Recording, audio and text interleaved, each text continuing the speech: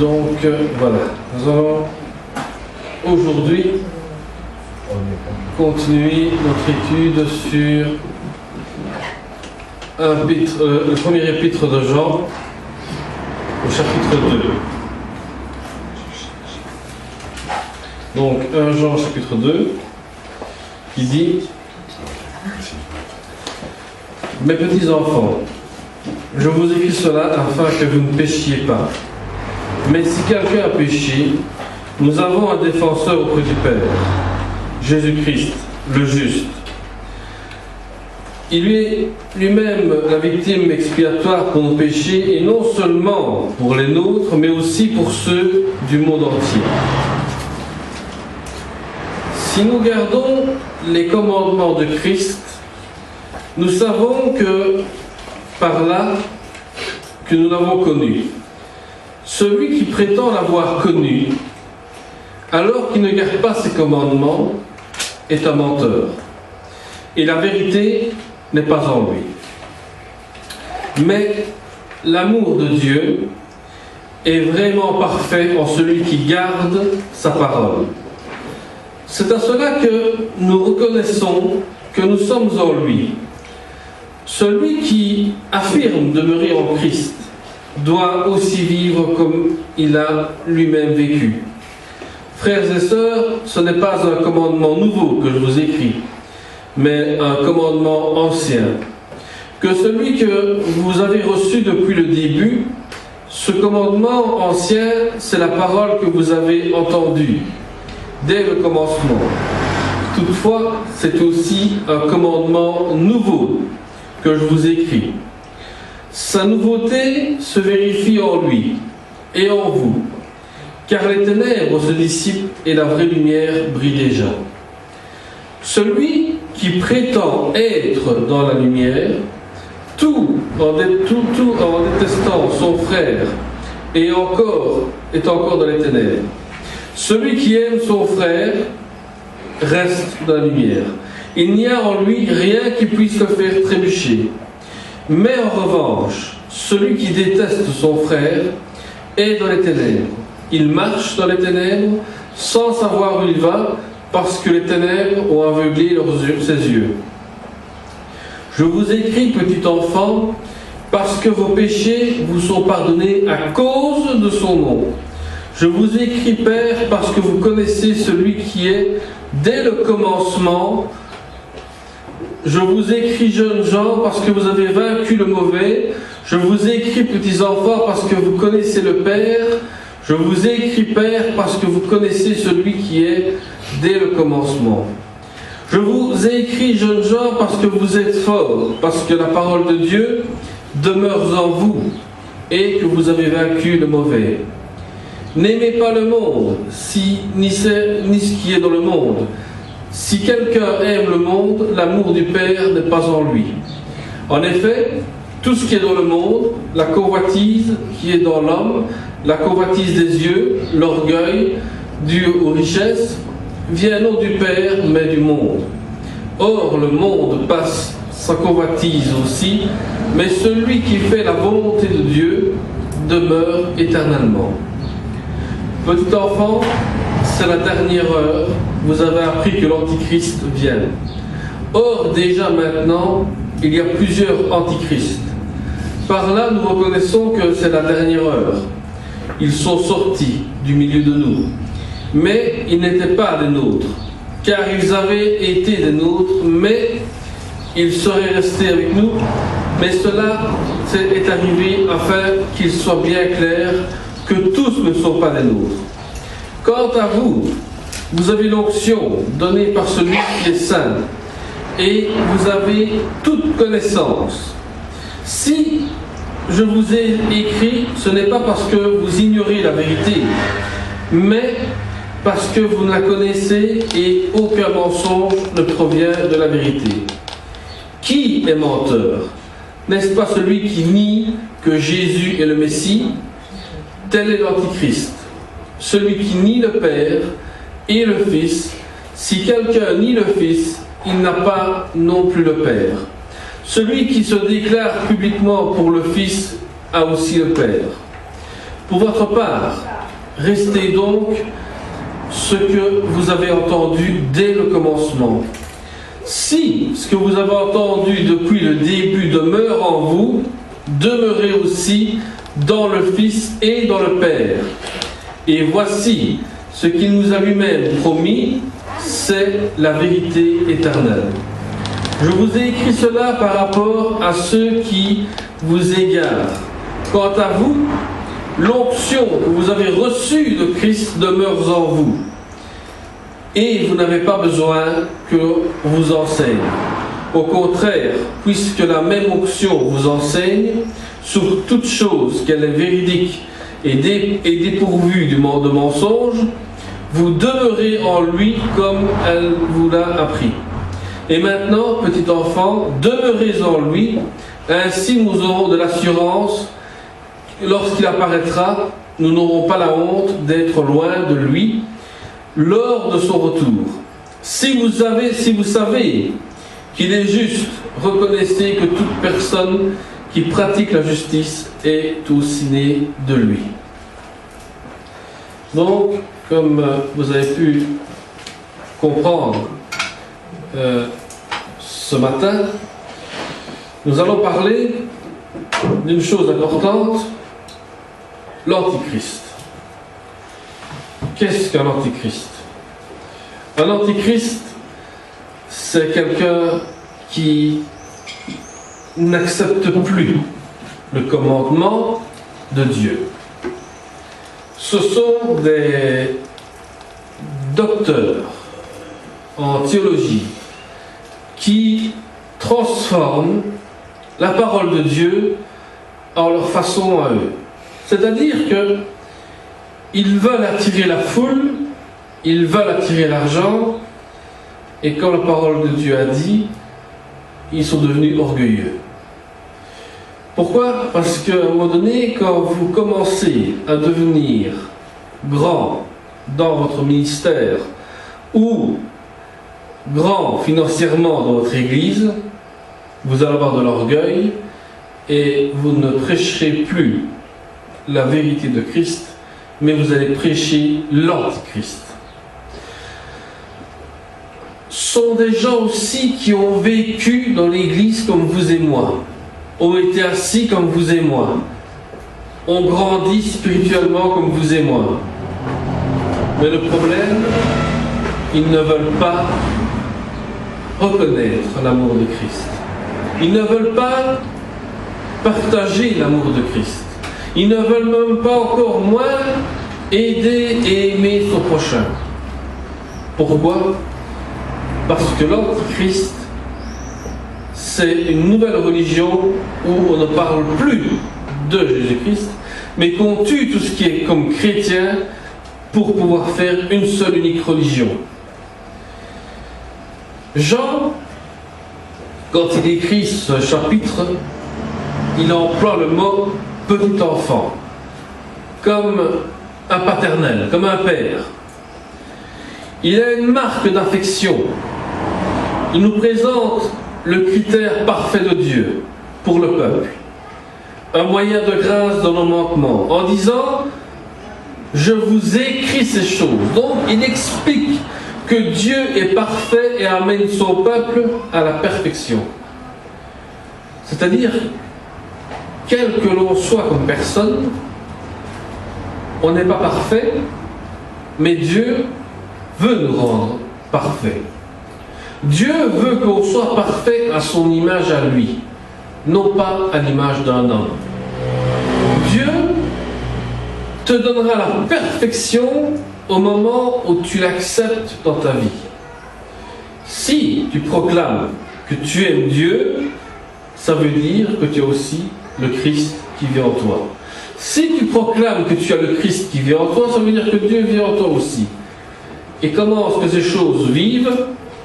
C'est parce que tu as reçu le Saint-Esprit qui vit en toi. C'est-à-dire que dans la prière, vous recherchez une présence.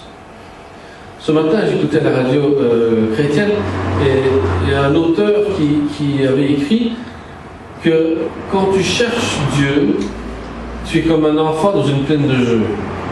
Tu aimes l'activité. C'est-à-dire que si tu restes dans ta chambre et que tu pries Dieu sans bouger, sans que les choses se fassent, tu vas t'ennuyer, tu vas en avoir marre de Dieu. Si tu aimes Dieu, tu dois pouvoir avoir des activités.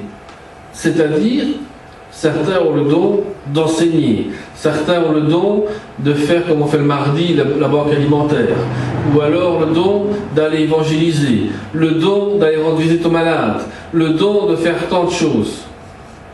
Et là, tu vois les choses de Dieu qui se développent dans ta vie. Sinon, tu tournes en rond, tu t'ennuies, tu t'écartes de Dieu. Parce que tu n'as pas une activité que tu voudrais accomplir. Et Paul le dit en 1 Timothée 2,5. Car il y a un seul Dieu et aussi un seul médiateur entre Dieu et les hommes, Jésus-Christ, homme. Donc, comme je répète toujours, si nous avons commis un péché dans notre vie avant de connaître le Christ, ce n'est pas l'homme qui vous juge, mais c'est Dieu qui vous juge et qui vous rend juste. Qui vous rend juste au moment où tu dis « Je reconnais que j'ai besoin de Dieu dans ma vie ». Et quand tu acceptes le Christ dans ta vie, c'est là où tu dis « Maintenant, quand je serai devant Dieu, il me dira « Je te connais, tu m'appartiens, tu peux rentrer ». Et pourtant, les gens vont dire « Oui, mais Seigneur, mais tu n'as pas vu cet homme-là, ce qu'il a commis comme péché dans sa vie ?» Et Dieu dira « Il est mon enfant, parce qu'il a accepté le sang de Christ. Il a accepté le Saint-Esprit. Il a accepté de devenir un enfant de Dieu. » C'est pour cela qu'il y a un médiateur entre nous et Dieu, le Christ lui-même. Quand tu acceptes Jésus-Christ comme sauveur dans ta vie, comme celui sur la croix qui est à côté de lui, qui a dit « Souviens-toi de moi quand tu rentreras dans ton royaume », et bien si nous sommes cette personne-là qui dit « Souviens-toi de moi, Seigneur », Jésus-Christ te dira « Ta place est avec moi dans le paradis ». Parce que tu reconnais que lui n'a commis aucune faute, mais que toi tu es fautif dans beaucoup de choses. Et là, tu peux dire, moi je sais que je suis juste parce que Dieu m'a repris. On pense à plusieurs chemins qui mènent à Dieu. Mais dans la pratique, il faut choisir, discuter de la possibilité de franchir le seul unique chemin pour aller vers Dieu. Il y a plusieurs religions, il y a plusieurs dénominations, il y a plusieurs choses. Ici, comme je dis toujours, nous ne sommes que des croyants en Jésus-Christ.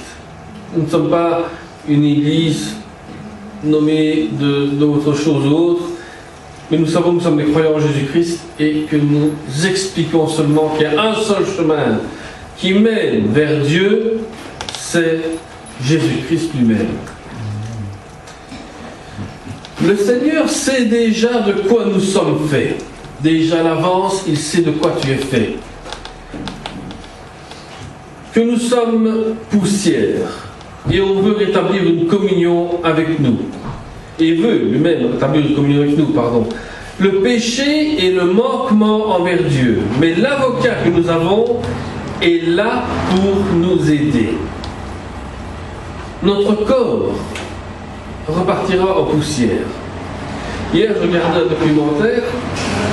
Les scientifiques ont analysé tout l'Apocalypse concernant la fin des temps. Et on parle de réchauffement climatique. Pourquoi est-ce qu'ils ont tellement peur du réchauffement climatique? Parce que pour garder un corps humain, il faut qu'il soit dans le froid à moins 125 degrés pour pouvoir garder un corps vraiment intact. Mais il y a un manque maintenant d'azote pour pouvoir garder les corps dans les frigos comme on fait dans les banques. les momies dans les musées commencent à dessécher, commencent à devenir des poussières. Tout ça pour vous dire que même la science reconnaît qu'il y a une fin qui est en train de commencer. Et ceci, Dieu fait un appel pour vous dire que votre âme, quand elle va quitter votre corps, elle devra aller quelque part. Soit tu pars avec le Christ, soit tu pars avec le diable. N'oubliez jamais que on peut être soumis à Dieu et on peut être soumis au diable. Soumis à Dieu, tu vis l'amour de Dieu et tu vis les commandements que Dieu t'a donnés, ou tu es soumis au diable, qui lui est le père du mensonge, et tu vis dans le mensonge de toute ta vie. Parce que le diable te donnera ce que tu voudras, il n'y a pas de problème. Mais à un moment donné, le diable te poussera à une tentation. Et puis après, quand tu retourneras vers le diable, il te dira, moi je ne t'ai jamais dit de faire ça. C'est toi-même qui l'as fait. Tu as été tenté toi-même. Le diable est le père du mensonge. Tandis que Dieu dira, si tu reconnais ton péché, tu reconnais ta faute, alors là oui, je te reprends avec moi. Mais il faut reconnaître ses fautes. Quand nous péchons, il arrive près de nous pour rétablir le lien de communion ensemble. Mais si l'on confesse le péché, l'avocat auprès du Père ne veut pas dire près de Dieu, mais auprès de Dieu. Donc vraiment à côté de lui. Et dans le Père lui-même, il demeure dans le Père. La vérité est la communion avec Dieu. La nouvelle naissance. On devient un enfant de Dieu. Notre avocat est Jésus le juste. Quand Satan apporte des accusations sur nous, Jésus réclame le calvaire qu'il avait porté pour nous. La mort sur la croix n'est pas seulement qu'une histoire, mais c'est aussi un moment où Jésus dit à Dieu, n'oublie pas que je suis mort pour lui, je suis mort pour elle. Et pourtant Satan dira, oui, mais pourtant cet homme-là a fait ceci, a fait cela. Mais Jésus dira, celui-là, je suis mort pour lui et je suis mort pour elle. Ça ne sert à rien d'avoir des accusations, tu peux en avoir tant que tu veux, tant que tu as accepté Jésus dans ton âme, on dit toujours, tu as la paix intérieure. Ce qui veut dire, je sais que j'appartiens à Christ, je suis en paix intérieurement. Si je ne suis pas en Christ, je n'ai pas la paix intérieurement. Je suis tout le temps angoissé, tout le temps stressé, tout le temps de peur de plein de choses, parce que tu n'as pas peut-être confessé quelque chose à Dieu. Et qui fait en sorte que tu deviens, alors là, tu n'es pas tranquille, tu n'as pas cette paix intérieure. Oui, des fois on peut être angoissé pour certaines choses qui sont autres que celles d'un péché, mais ceux qui savent qu'ils ont commis un péché devant Dieu et qui ne veulent pas le confesser ne sont pas en paix avec Dieu. On connaît des personnes qui, quand tu leur parles de Dieu, ne veulent pas entendre un seul mot de Dieu, mais pourtant intérieurement ils sont mal. Et quand tu veux aller chez eux, il y a le verrou qui est mis à quatre trucs, plus encore des chaînes encore autour, et plus encore des alarmes dans sa maison, pour être sûr que tu ne rentres pas. Parce qu'ils ne sont pas en paix intérieurement. Ici, nous pouvons laisser la porte ouverte, nous sommes en paix avec le Seigneur, parce que nous savons que nous faisons amener des âmes à Christ.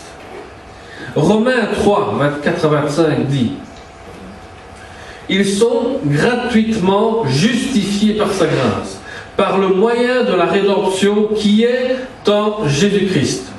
Celui que Dieu a destiné par son sang à être pour ceux qui croiraient victimes propitiatoires, afin de montrer sa justice, parce qu'ils auraient laissé impunis des péchés commis auparavant au temps de sa patience.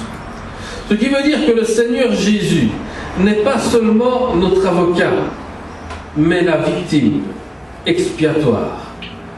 Jésus est la victime de tes fautes.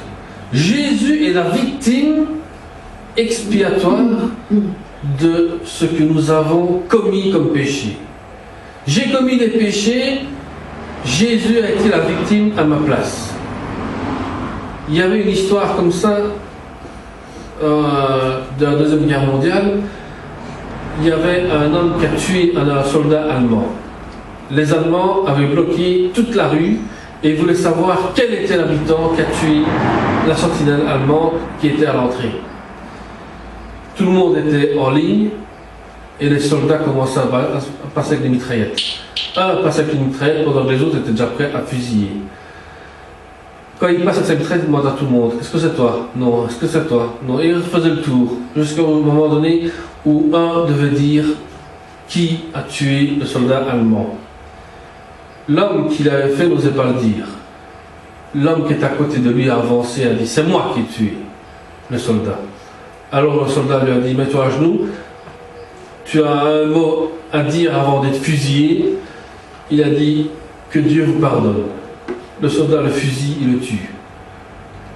L'homme a donné sa vie pour l'autre, pour le sauver, parce que cet homme-là était père de famille et avait tué un soldat allemand pour pouvoir passer chercher à manger, parce qu'il ne pouvait pas manger. Il voulait donner à manger à ses enfants. Mais malgré tout, il a voulu peut-être sauver sa famille, mais c'est un autre qui a payé à sa place. Et ici, c'est Jésus qui paye à notre place toute faute commise que nous avons faite. Mourant pour nous, pour la culpabilité de nos péchés, pour avoir une réconciliation avec le Père, Dieu manifeste sa miséricorde en Christ. Jean décrit: ceux qui sont en communion avec le Seigneur, la connaissance vient si la communion est juste avec le Père. L'obéissance de marcher selon sa parole et obéir aux enseignements de Dieu. La vie chrétienne est d'obéir et vivre selon Dieu. Jésus ne s'est pas contenté d'enseigner les disciples. Il montrait le commandement en lui, que la haine, la colère ne vient pas de Dieu pour les autres. Mais nous devons avoir de l'amour pour les autres. Quand on reçoit l'Évangile, on reçoit une lumière. Les ténèbres se dissipent, les ténèbres existent tant que les hommes ne se tournent pas vers le Christ. Si nous sommes sauvés en se tournant vers le Christ, nous sommes aimés comme frères et sœurs dans le Seigneur. Les pères de l'Église sont ceux qui ont connu celui du commencement, des chrétiens mûrs, avec expérience, dans l'intimité avec Dieu. Les jeunes gens ont vaincu le malin en connaissant la victoire en Christ. Comme Jean 16, 33 nous dit: je vous ai dit ces choses afin que vous ayez la paix en moi. Vous aurez des tribulations dans le monde, mais prenez courage, j'ai vaincu le monde. Donc, Jésus nous donne encore cette parole: j'ai vaincu le monde. Qu'est-ce que le monde peut nous faire? Rien du tout, parce que Jésus l'a vaincu. Comme si vous vous rappelez une fois, nous avons eu la police ici pour arrêter le culte, mais Jésus a vaincu. On a eu beau nous faire arrêter notre culte ici, le culte ne s'est pas arrêté parce que nous avons ce Christ qui vit en nous, qui vit ici et a vaincu le monde. Nous sommes exhortés à ne pas aimer le monde ou les choses du monde. Elle n'est pas compatible au Père. Quelles sont les choses du monde que nous devons faire attention? Faire attention à la publicité mensongère. Parce que si vous êtes bien au courant comme moi, vous regardez des fois la télévision ou même des journaux, il y a des publicités mensongères. Où vous pouvez croire que, par exemple, vous voulez faire un crédit, on vous dit voilà, vous pouvez emprunter 5 000 € et vous rembourser à 100 € par mois. D'accord. l'homme est attiré par ça. Il fait le crédit. Mais il n'a pas vu que tout en bas, il y a des toutes petites écritures qu'on ne fait pas attention. Le taux à 5% si vous ne remboursez pas les intérêts et tout ce qui s'ensuit. Donc vous voyez, comme des fois, on se fait avoir. Vous lisez, on lit plutôt, parce que moi aussi je suis dedans aussi des fois, on lit souvent les gros écrits, mais les tout petits écrits, on ne les lit presque jamais. Pourquoi ? Parce que c'est tellement petit qu'on ne se force pas à les lire. Et pourtant, c'est là qu'il faut faire attention, parce que c'est là où le diable vous tente et vous met dans le piège. C'est pour ça qu'il faut faire attention à ne pas être à aimer le monde, parce que le monde veut vous séduire et veut vous détruire. Romains 12.2 nous dit: ne vous conformez pas au siècle présent, mais soyez transformés par le renouvellement de l'intelligence, afin que vous discerniez quelle est la volonté de Dieu, ce qui est bon, agréable et parfait. 1 Corinthiens 7.31, et ceux qui usent dans le monde comme n'en usant pas, car la figure de ce monde passe. Ce qui veut dire que la volonté de Dieu nous délivre de la tentation, des choses qui passent, le corps de Christ et la doctrine, mise en garde de faux docteurs. Les gens, dans la foi, doivent faire attention aux mensonges. L'antichrist sont de faux docteurs qui offrent un faux Christ et un faux évangile. Si vous voulez encore plus, les francs-maçons, les Illuminati, les églises de prospérité parlent que d'argent et de prospérité. Tu donnes 100 €, tu vas avoir 1000 € qui vont tomber plus tard dans ton compte en banque. Et toi tu penses à ça et tu te fais avoir. Et beaucoup de gens ignorants tombent dans ce piège-là. Pourquoi ? Parce qu'ils savent vous séduire par de belles paroles. C'est pour ça que si nous n'avons pas le discernement de Dieu, nous nous faisons avoir. Et nous tombons même dans le piège. C'est pour ça que Paul dit dans 1 Corinthiens 11.19, il faut qu'il y ait aussi des sectes parmi vous, afin que ceux qui sont approuvés soient reconnus comme tels au milieu de vous.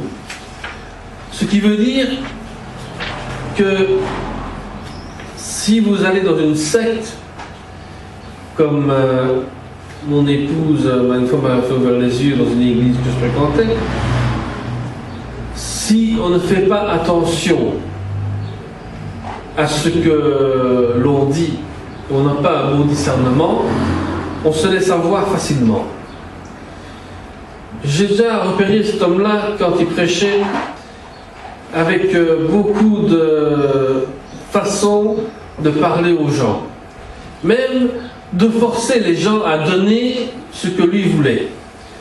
Parce qu'il disait une fois dans une autre église, il disait: nous avons besoin d'argent, ceux qui travaillent peuvent donner minimum 100 €. Ceux qui ne travaillent pas, vous êtes au chômage, à la mutuelle, vous avez quand même de l'argent, vous devez quand même donner 10 € minimum, obligatoire. Voilà, c'était comme ça, pas plus. Et je me dis moi-même, mais comment, si les gens déjà au chômage ou à la mutuelle n'arrivent déjà pas à atteindre les deux bouts pour finir le mois, si tu donnes déjà 10 € à l'église pour faire des travaux et autres, mais comment vas-tu t'en sortir toi? Est-ce que l'église va t'aider après si tu donnes quelque chose? Et par après, je vois des gens qui partaient, je dis: mais pourquoi vous avez quitté l'église? Non, on ne veut plus de ce pasteur-là, il parle toujours d'argent et il nous a dit qu'à un moment donné, je n'avais plus le droit de lire la Bible parce que j'avais commis un péché, et quand tu commets un péché, tu ne peux plus lire la Bible et même pas prier. C'est le pasteur qui doit décider quand tu peux prier et quand tu peux lire ta Bible. Alors je dis à ce couple-là, je dis: écoutez, il se trompe. Relis ta Bible, prie avec ton mari avant qu'il y ait eu le divorce.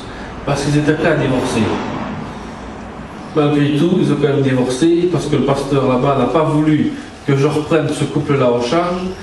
Il a voulu s'en occuper lui, et ce couple-là a quand même divorcé. pour vous dire que les faux docteurs sont là, les faux enseignants sont là. Et quand il a vu que je m'occupais de certaines personnes pour leur mettre sur le droit chemin, il m'a écrit une lettre en disant: tu es interdit d'église ici chez nous tant que tu ne demandes pas pardon publiquement à toute l'assemblée. Je n'ai pas demandé pardon à toute l'assemblée parce que je dis la vérité. Je dois demander pardon à l'assemblée si j'ai dit un mensonge ou si je vous ai fait du mal. Oui, là je dois vous demander pardon devant le Seigneur. Mais je n'ai pas vous demandé pardon pour une vérité que j'ai dit ou que j'ai mis en pratique. Jean écrit pour que nous sachions la vérité. Quand nous lisons les évangiles, les épîtres et l'évangile de Jean, nous voyons la vérité en Jésus-Christ. Et la vérité ne conduit en aucun mensonge. Jean souligne que la divinité revient au Père. Et celui qui refuse la relation avec Jésus est un antichrist. Jean 17,3. Or, la vie éternelle, c'est qu'ils te connaissent, toi, le seul vrai Dieu, et celui que tu as envoyé, Jésus-Christ. Celui qui renie le Christ devient un antichrist. C'est aussi simple que bonjour. Les antichrists vont vous prêcher l'évangile, mais ne vous parleront pas de la grâce de Dieu, de la rédemption, du rachat de vos péchés, autres. Ils vont vous parler de choses qui ne sont pas de Dieu.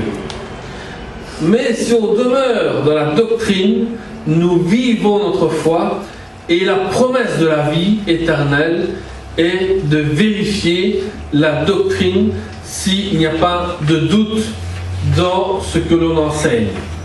C'est pour ça qu'il est important de toujours examiner ce que l'on enseigne. Nous allons prier pour conclure.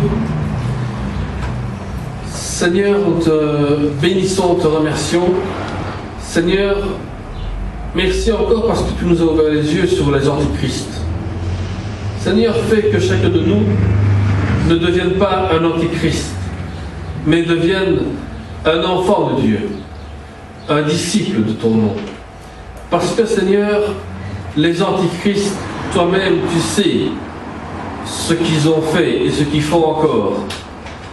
Discerne-nous, Seigneur, afin que nous puissions les détruire, les antichrists, afin que nous puissions détruire les faux docteurs et que nous puissions mettre ta parole de vérité dans les cœurs des gens, dans les cœurs de ces faux docteurs, que ta vérité puisse revenir à la surface et qu'elle ne soit pas écrasée ou dispersée, mais que nous puissions aujourd'hui dire: Seigneur, merci pour ta vérité. Nous remettons entre ta main, Seigneur, pour ceux qui doivent encore ou qui ont accepté le Christ dans leur vie, qu'ils puissent être en paix avec toi, en paix en toi, parce que, Seigneur, tu es le Christ qui vit dans nos cœurs et qui donne la paix éternelle et la vie éternelle aussi. Nous te bénissons, te remercions dans le nom de Jésus. Amen. Amen. Amen. Soyez bénis. Amen, amen, amen. Amen.